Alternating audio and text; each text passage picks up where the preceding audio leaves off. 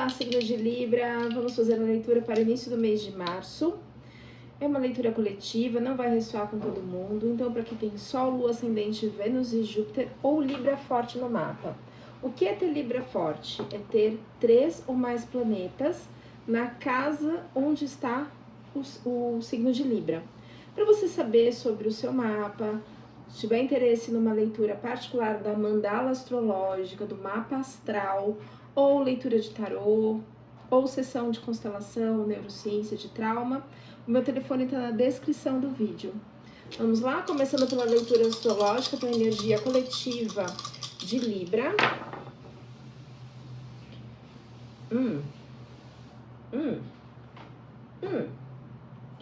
Peço quem chegou agora no canal que se inscreva, ative o sininho de notificações para que possa receber notificações de vídeos novos e deixe seu like, comente, compartilhe se esse vídeo for importante para você e você acha que pode ajudar uma outra pessoa. Bom, aqui a gente tem a energia da casa 2, que é uma casa de dinheiro mesmo, ganha-pão, trabalho.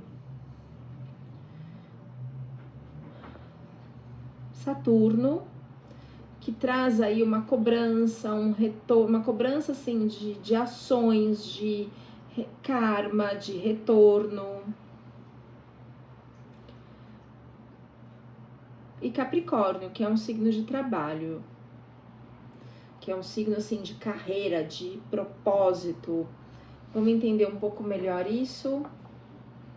Nós vamos tirar cartas para energia pessoal, energia financeira, comunicação, família, talento, saúde, trabalho, parcerias, casamento, relacionamentos, também relacionamentos passageiros, irmãos, primos, diferentes de pai, mãe, avó, são casas diferentes, energia de transformação, fechamento de ciclo. Essa casa diz também sobre sexo, sobre herança e sobre magia. Casa espiritual, que fala aqui sobre espiritualidade mesmo, estudos, viagens, sucesso, carreira, projetos futuros, relacionamentos interpessoais no sentido de mídias sociais, de internet. E a casa inconsciente, onde pode ter inimigos ocultos, também vida intrauterina, ancestralidade. Vamos entender o que tem aí. Então vamos lá. Coletivo do signo de Libra, início de março, Sol, Lua, Ascendente, Vênus e Júpiter.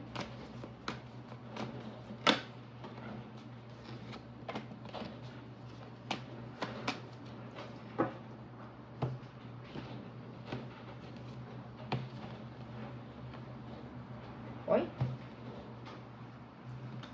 Gente, fundo do deck, o julgamento. O julgamento é o que define, o que resume a leitura. Aqui a gente fala de ancestralidade, então podem ter padrões ancestrais que você ainda está conectado. E a gente está falando aqui de Mercúrio. Mercúrio é o mensageiro dos deuses, o office boy do Olimpo. Só que Mercúrio tem uma dualidade. Tem um lado, uma coluna escura e uma coluna clara. Então ele tem um lado luz e um lado sombra. E ele ainda está preso aqui em questões do passado, de modo que ele não sobe as escadas aqui, não vai para um futuro luminoso, onde tem sol, água, rios, floresta. Ele está preso ainda em questões do passado, mas indica um fechamento de ciclo. É uma carta muito boa, é um arcano maior. Tem aqui o caduceu com um paus, então indica ação, mas ainda tem questões do passado, Libra, que precisam ser trabalhadas. Outra característica desse deus, desse Mercúrio, que ele também é muito brincalhão. Então, ao mesmo tempo que ele tira sarro dos deuses, ele manipula um pouco a comunicação. Ele tem a roupa branca, que indica espiritualidade, mas tem a vermelha também, que indica a matéria. Então, é um pé lá, um pé cá. Né? Mas é uma carta boa, uma carta de fechamento de ciclo, mas a gente precisa entender quais são esses padrões ancestrais que ainda te prendem aqui, certo? Então a gente volta a falar dessa carta no final da leitura, porque ela é o fechamento da leitura.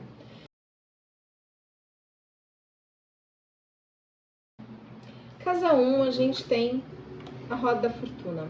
A roda da fortuna indica a virada de chave na vida.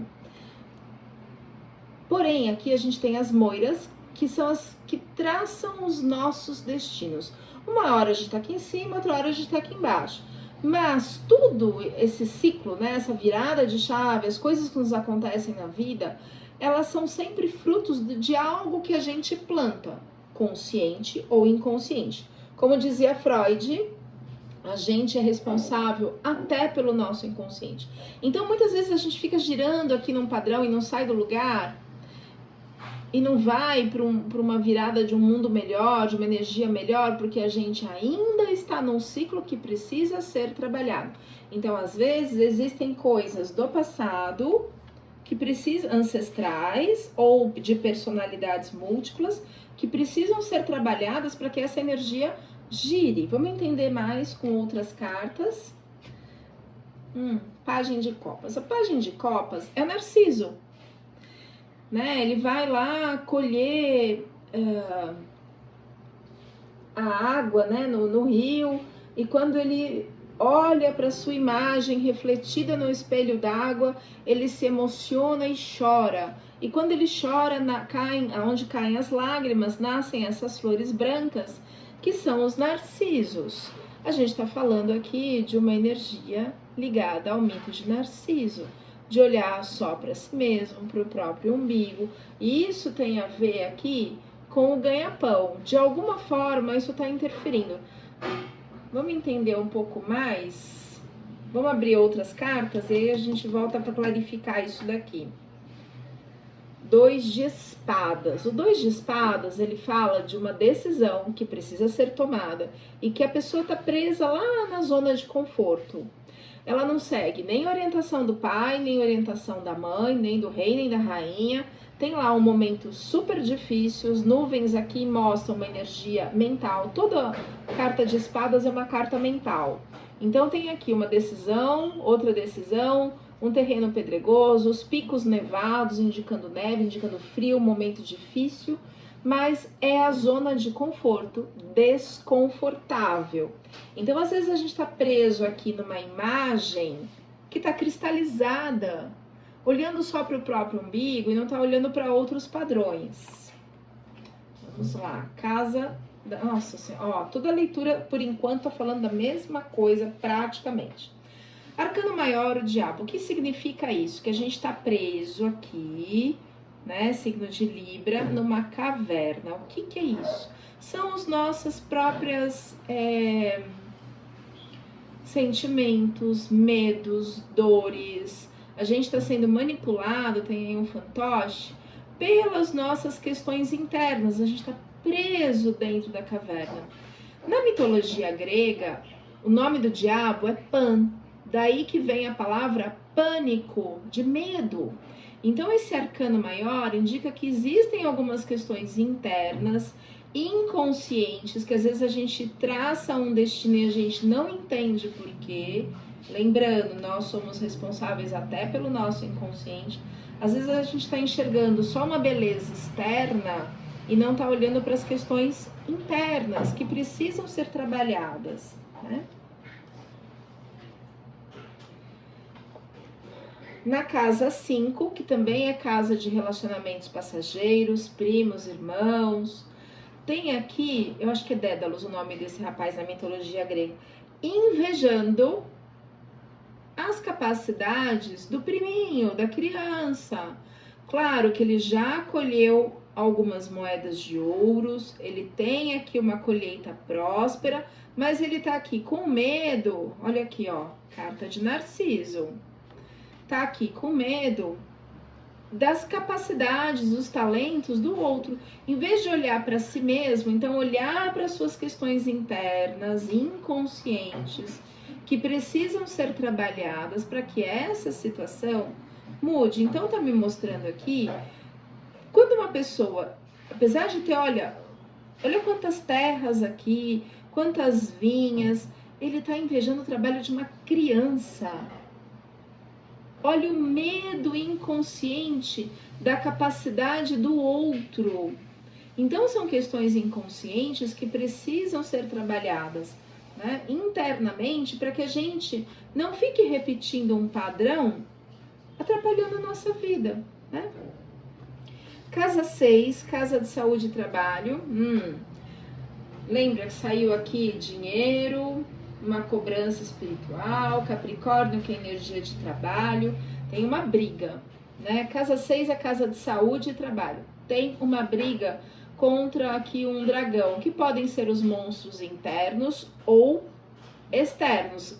E ele tá aqui numa das garras, roubando, pegando a recompensa do libriano, ou seja, o que o libriano tem de benefícios que precisam ser trabalhados. Então tem uma luta, vamos entender melhor, daqui a pouco a gente clarifica essa carta, se precisar.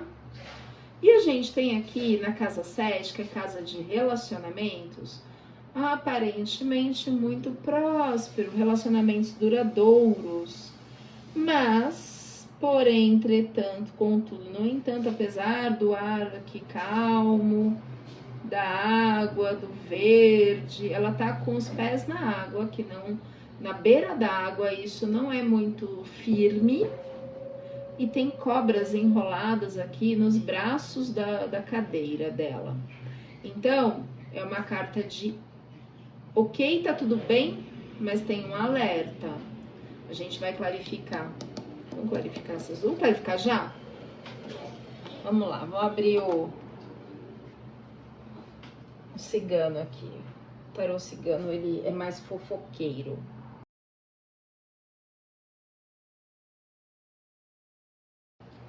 Nesse pajem de copas, que é a carta de Narciso, a gente tem a cobra.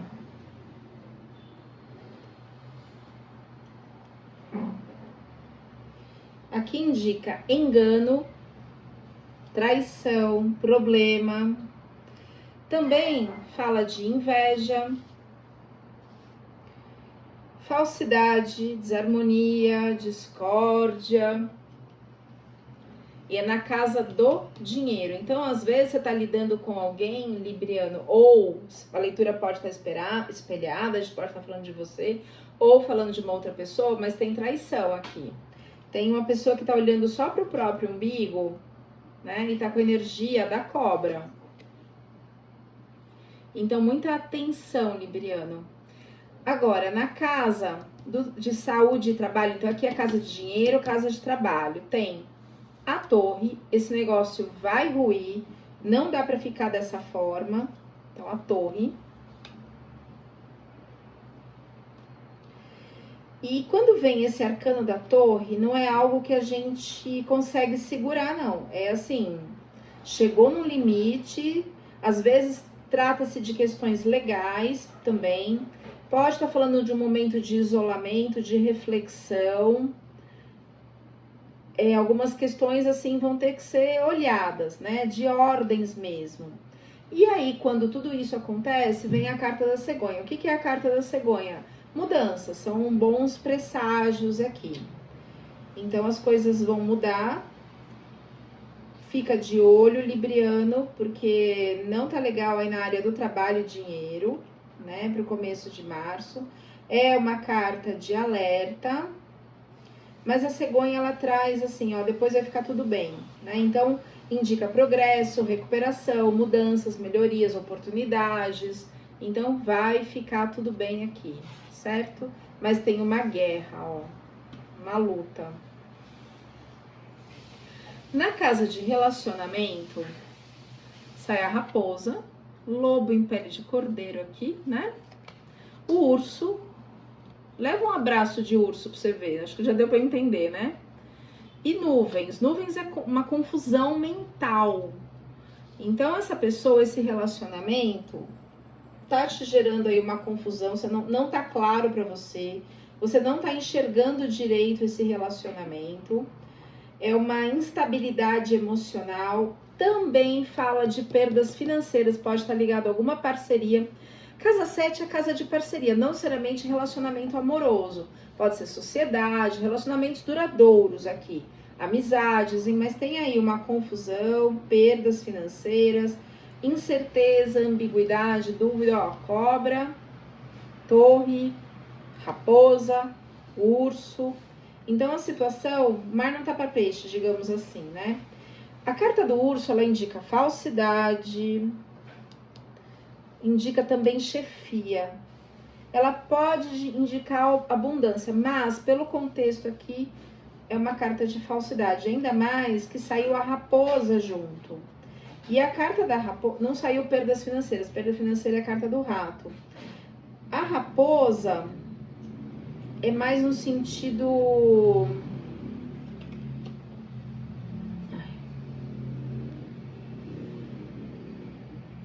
de uma situação difícil de lidar, de um disfarce. É lobo pele de cordeiro, é isso mesmo, é um disfarce, é armadilha, emboscada. Libriano, atenção com algumas parcerias. Tem alguém aí que tá se achando o rei da cocada preta, mas é uma cobra, se disfarça, vai ter uma briga aí. Então, cuidado com inveja. Trabalhe as suas questões emocionais para que você não abra brechas, né, nessa situação. Então, trabalhar a sua perspicácia para que você enxergue isso, saia da zona de conforto, que é totalmente desconfortável. Vamos ver a carta da transformação, casa de transformação. O enforcado, a situação vai mudar, né? Mas espero que você enxergue antes, trace um outro destino para que isso seja mais leve. A carta do enforcado é uma carta muito boa. Aqui, ó, sai o 5 de espadas, na carta espiritual, na carta de estudos, de viagens. Aqui a gente tem o deus Apolo, que é o sol, que é a iluminação. Você ainda não tá exaurido, porque quando as cartas avançam aqui, esse personagem fica no chão. Então tem 5 espadas. Então Apolo, deus sol, que é o deus da iluminação. Então tá vendo? Tem as nuvens aqui atrás. E essas nuvens, elas estão densas. Então tem uma confusão. Ó, essa é a carta da nuvem, que é confusão. Então, quando o sol vem, ele espalha essas nuvens e essa confusão vai embora. E aí você consegue, carta de espada é carta mental, você consegue raciocinar, enxergar a situação, mas você já tá no chão.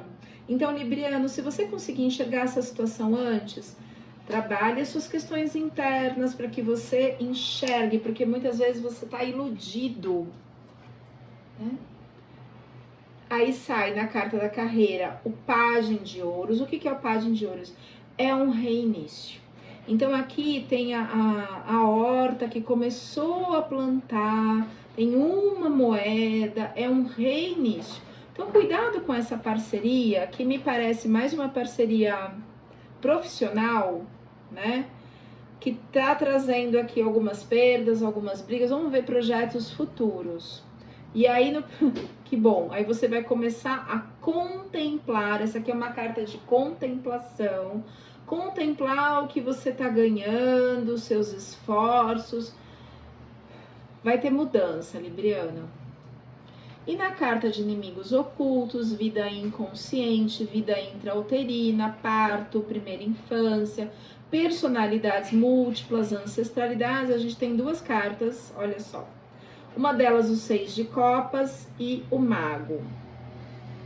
O 6 de copas, já vou falar aqui do mago. O 6 de copas é uma carta em que a psique tá lá com o seu buquê de narcisos, aquela flor branca pálida, esperando, no sentido de esperar mudanças.